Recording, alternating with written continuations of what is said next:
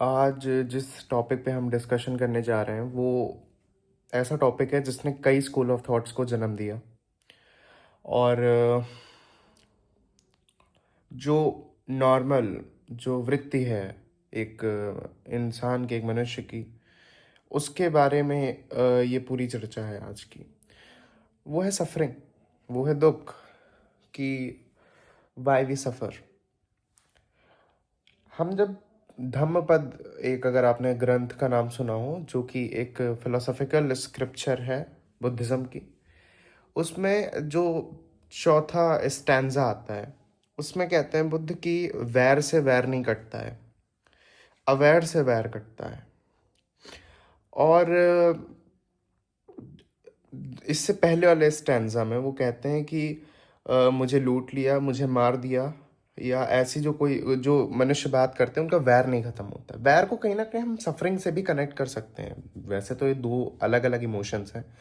एक है किसी से क्रोधित होना, एक है कि आप समझ रहे हो कि आपको पता चल रहा है कि आपके सराउंडिंग की वजह से, आपके सोचने की वजह से कई दुख हैं, आपके होने की वजह से कई दुख हैं।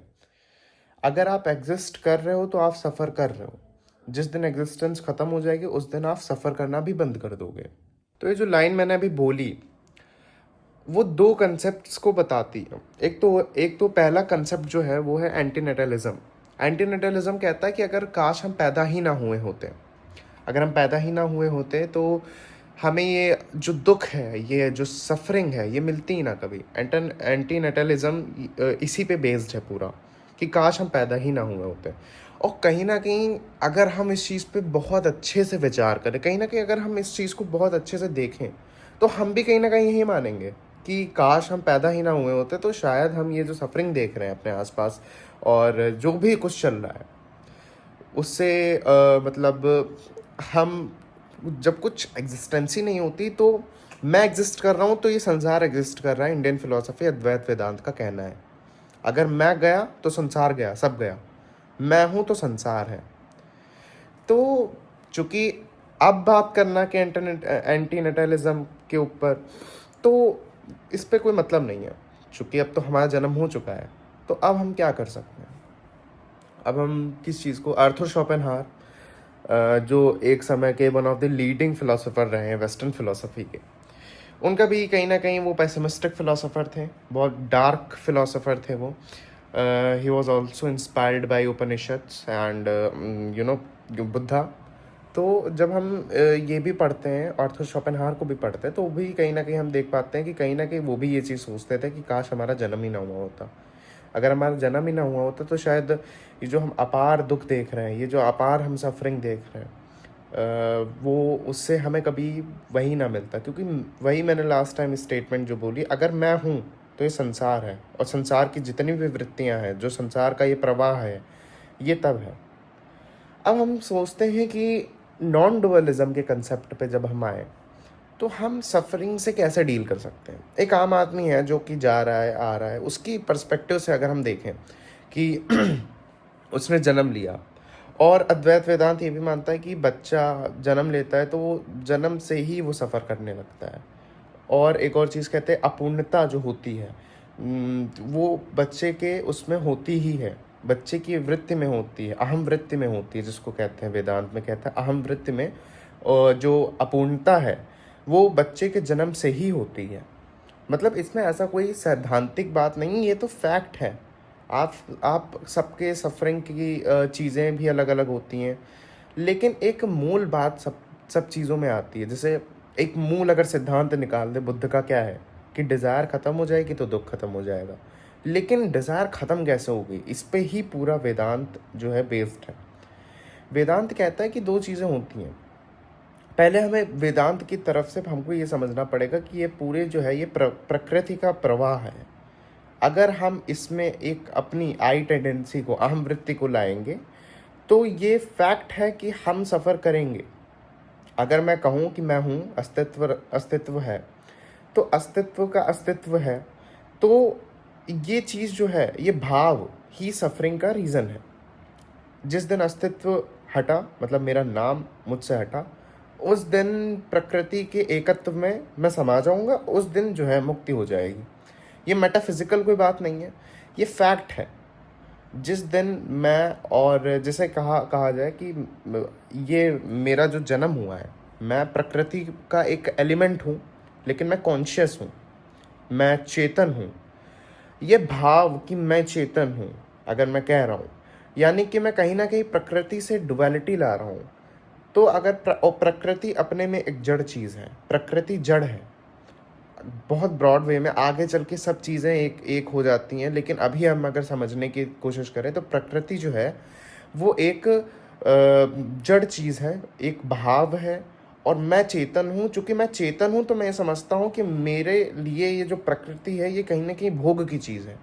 ये मेरे जो अंदर की जो अहम वृत्ति है, जो अपूर्ण है, ये इसको कहीं ना कहीं पूरा कर सकती है। ये सिद्धांत है आपका सफरिंग का। बच्चा पैदा हुआ है, बच्चा आगे चलेगा, बच्चे को भाव है कि मैं कॉन्शियस हूँ, मैं चेतन हूँ, और ये जो आसपास सब चीज़ें हैं, ये जितने भी विषय हैं, ये मेरी अपूर्णता को पूरा कर सकते हैं। और ये जो बाहर चीज़ें हैं वो कौन है? प्रकृति है। ये भाव आना, ये भाव के कारण ही वी सफ़र। इस भाव से छुट्टी कैसे मिल सकती है? इस भाव से हम बढ़ कैसे समझते हैं? इससे आगे हम कैसे बढ़ सकते हैं? तो आगे बताते हैं कि जिस क्षण चेतन ने ये मान लिया कि ये जो बड़ा प्रकृति का प्रवाह है, इससे मैं अलग कुछ नहीं हूँ, इस प्रवाह में मुझे जाना है, इस प्रवाह में मुझे मिल जाना है, उस क्षण दुख का अंत हो जाएगा। और उस क्षण आई टेंडेंसी का, अहम वृत्ति का भी जो है एंड हो जाएगा। और चूंकि अहम वृत्ति ही बताती है कि मैं प्रकृति से अलग हूँ, तो अहम वृत्ति मिटी, यानी कि जो कारण था डुअलिटी का वो मिटा, तो मुक्त हो गया व्यक्ति, तो मुक्त हो गया व्यक्ति। इस पे बात करते हैं कि कुछ आधुनिक दार्शनिकों का क्या कहना है। जैसे कहते हैं ओशो की साक्षी भाव। ओशो बहुत बात करते हैं साक्षी भाव पे, कि साक्षी हो जाना मेरे सामने। जैसे ओशो एग्जांपल देते हैं कि दो बच्चे बैठे हैं, दो बच्चे लड़ रहे हैं। वो कहते हैं कि ये जो सामने से गाड़ी गई ये मेरी है, वो बच्चा कहता है नहीं ये गाड़ी मेरी है। और गाड़ियाँ जाती जा रही, फिर वो हर चीज़ पे कह रहे। तो ओशो वहाँ पहुँचते हैं, वो पूछते हैं कि तुम लोग क्या कर रहे हो, तुम लोग लड़ क्यों रहे हो? तो एक बच्चा बोलता है कि ये गाड़ी मैंने पहले देखी, तो ये जो गाड़ी मेरी है, ये जो है ये कह रहा है कि ये गाड़ी मेरी है। तो ओशो फिर कहते हैं यही आदमी का मन है, यही आदमी का मन है।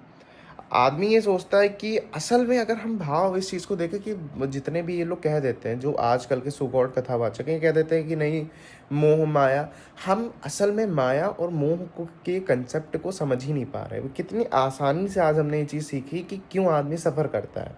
मैं चेतन हूँ, ये भाव कि मैं चेतन हूँ, ये मुझे मैं हूँ चेतन, मैं चेतन तो तब भी रहूँगा, लेकिन जो वृत्ति है, अहम वृत्ति है, जो आई टेंडेंसी जिसको हम कह रहे हैं, ये अगर मिट जाए, जो कि ये आई टेंडेंसी से अगर एक तरह से कहा जाए तो आई टेंडेंसी से अहंकार का जन्म होता है। चूँकि मैं हूँ तो, और मैं अपूर्ण हूँ, तो मुझे लगता है कि ये जितनी भी आसपास की चीज़ें हैं ये मुझे सुख दे सकती हैं। मैं इनसे अगर मैं अपना कुछ नाता बना लूँ तो शायद मैं जो है सफरिंग से, क्योंकि at the end of the day हम अपनी डिज़ायर्स को अगर देखें तो हम कहीं ना कहीं नोटिस कर पाएंगे कि यार ये मुझे गाड़ी चाहिए। हम एक आम आदमी की तरह बात कर रहे हैं, मुझे ये गाड़ी चाहिए। गाड़ी कहीं ना कहीं ये भाव अगर हम इस चीज़ पे देखें तो गाड़ी लाना यानी कि मैं अपने में इनकम्प्लीट हूँ और गाड़ी आ जाएगी तो मैं अपने में कंप्लीट हो जाता हूँ। ये भाव आ जाता है हमें तुरंत कि अब जो है मुक्ति मिल गई, अब तो मैं पूर्ण हो गया अंदर से। लेकिन कुछ समय बाद हम रियलाइज़ करते हैं कि वो गाड़ी तो वैसे ही खड़ी है, लेकिन अंदर जो खालीपन था, अंदर जो खोखलापन था, वो तो अभी भी एग्जिस्ट कर रहा है, वो तो नहीं गया ना।